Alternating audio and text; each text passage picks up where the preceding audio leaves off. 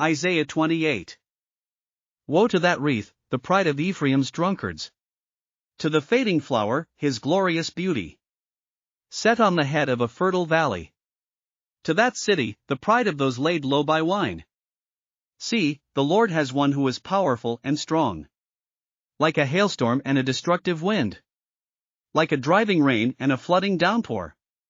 He will throw it forcefully to the ground. That wreath, the pride of Ephraim's drunkards, will be trampled underfoot.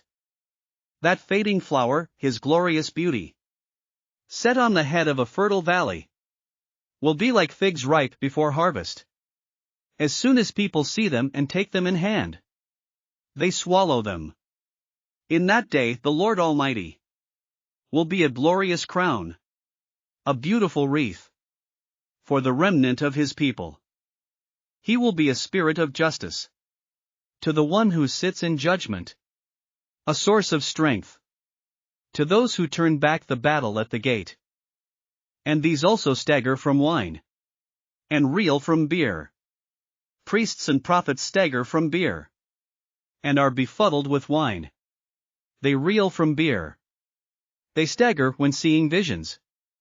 They stumble when rendering decisions. All the tables are covered with vomit. And there is not a spot without filth.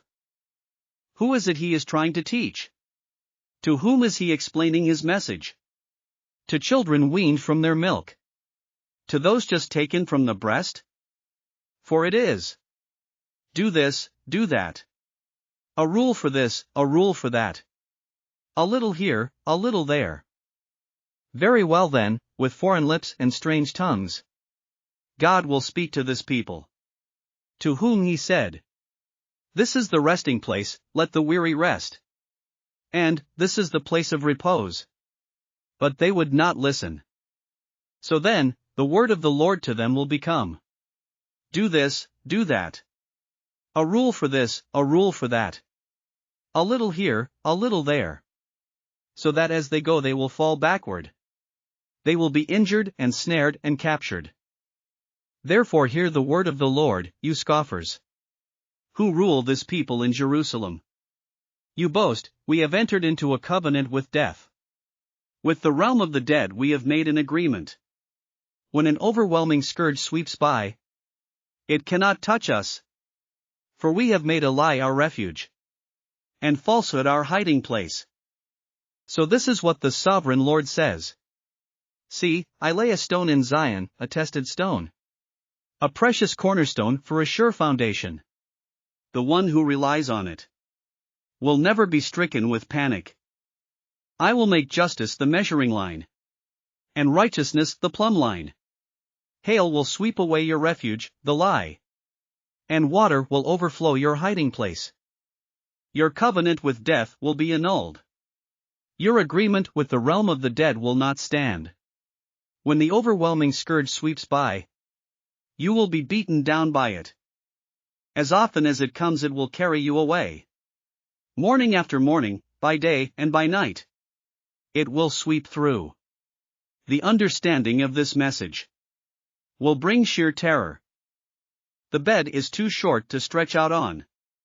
The blanket too narrow to wrap around you. The Lord will rise up as he did at Mount Perazim. He will rouse himself as in the valley of Gibeon, to do his work, his strange work, and perform his task, his alien task. Now stop your mocking, or your chains will become heavier.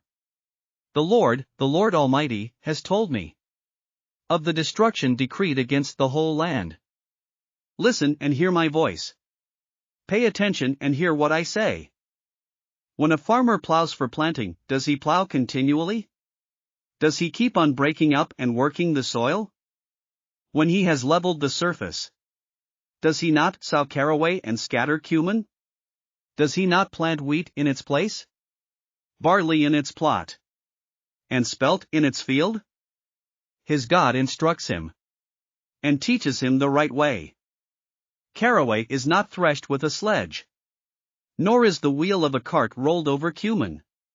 Caraway is beaten out with a rod, and cumin with a stick. Grain must be ground to make bread.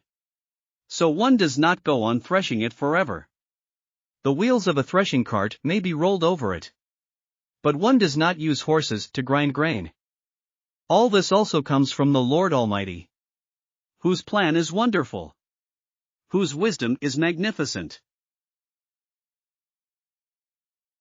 Thanks for listening to another chapter of the Bible. At My Faith Fuel, we believe a good coffee fuels your faith and energizes your day. Please visit myfaithfuel.com to explore our delicious coffee blends. Part of each purchase goes to training worshipers around the world. Thanks for listening.